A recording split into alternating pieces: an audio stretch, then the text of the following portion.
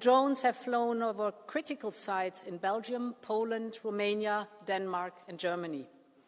Flights have been grounded, jets scrambled, and countermeasures deployed to ensure the safety of our citizens.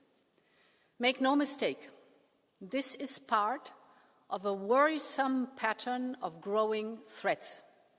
Across our union, undersea cables have been cut, airports and logistic hubs paralyzed by cyber attacks, and elections targeted by malign influence campaign. These incidents are calculated to linger in the twilight of deniability. This is not random harassment. It is a coherent and escalating campaign to unsettle our citizens, test our resolve, divide our union, and weaken our support for Ukraine. And it is time to call it by its name. This is hybrid warfare, and we have to take it very serious. One incident may be a mistake. 2 incidents a coincidence. But 3, 5, 10. This is a deliberate and targeted grey zone campaign against Europe. And Europe must respond. Just think about what happened in Poland. We had to deploy very expensive systems, actually latest generation fighter jets, to take down relatively cheap mass-produced drones. So this is absolutely not sustainable. We need an anti-drone system that is affordable and fit for purpose, for swift detection, swift interception, and, when needed, swift neutralization. And we have a lot to learn from Ukraine in this field. We have to learn a lot from Ukraine on capabilities, but even more importantly, I think, on their ecosystem of rapid innovation. And Ukraine is ready to support our efforts. The drone wall will contribute to the Eastern Flank Watch. This will monitor and protect the skies, seas and ground of our eastern members. But get me right, it is not only about our eastern border. At the moment, it's our priority. But what we need is a 360-degree approach. The choice before us is very simple. We either can shy away and watch Russian threats escalate, or we meet them with unity, deterrence, and resolve. And I know which side we will choose. Thank you very much, and long live Europe.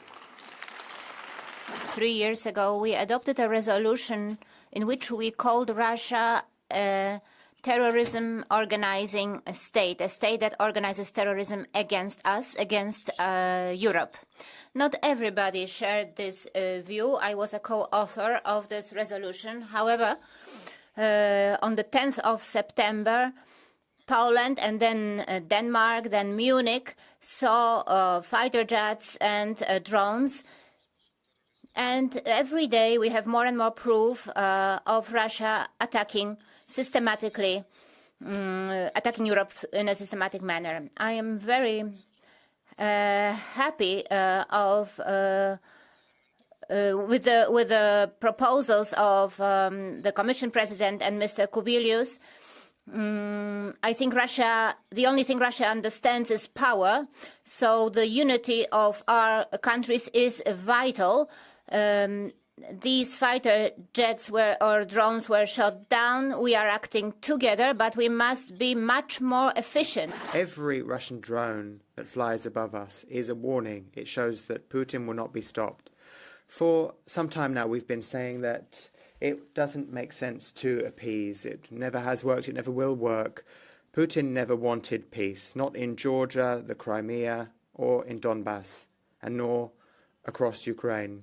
Putin will only negotiate when he feels that he is losing, and that is why we have to help Ukraine to win this war. Putin is challenging our freedom, but our response needs to be more Europe, a strong Europe, a united Europe, capable of protecting its skies, its land and its future. We don't fear the noise of drones. We will respond with the unity of our union. We're no longer at peace, but we're not at war either.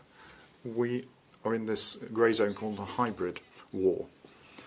Russia is sending cyber attacks, sabotage and incursions. They're sending drones and fighters into our airspace. These are threats we're well aware of. It's not new, but our reactions still aren't up to the challenge. It's about sanctioning Viktor Orban, who sends Hungarian drones over Ukrainian airspace. It's scandalous. We need to use the full force of frozen assets from Russia to fund this. We need to show solidarity with Romania, with Poland, with Estonia. Even if you're not part of the European Union, you are not alone, because your security is the security of all Europeans. It has to be clear, when one of us gets attacked, we all get attacked, and we will be at your side in these difficult times.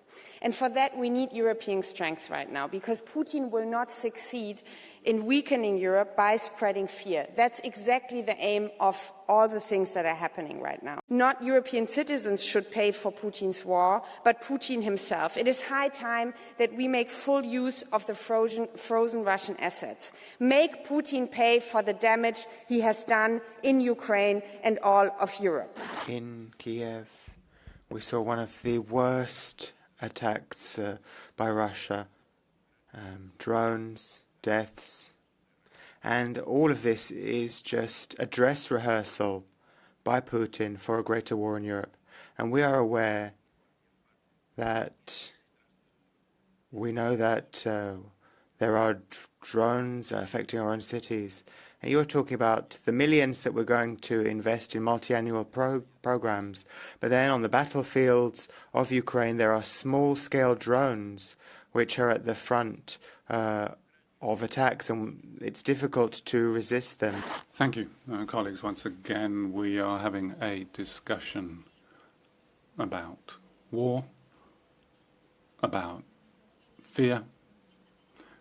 But do you know, Ms. von der Leyen, how difficult everyday life is for our citizens, how difficult it is to buy a flat or a house, to get a mortgage, which they have to pay off throughout their whole lives? The EU doesn't seem to be interested in these problems, or only interested when it affects marginalised groups. So here we are, talking about hundreds of millions of euros to be spent on armaments, military production, etc. And we're talking about hundreds of billions being poured into this.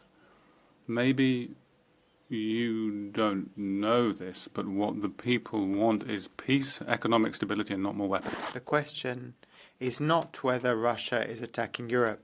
The question is, when are we going to defend ourselves as a union? It began with the invasion of Ukraine, and now it's a hidden war against Europe. Putin is testing our patience with drones, and he is trying to divide us and pit us against each other.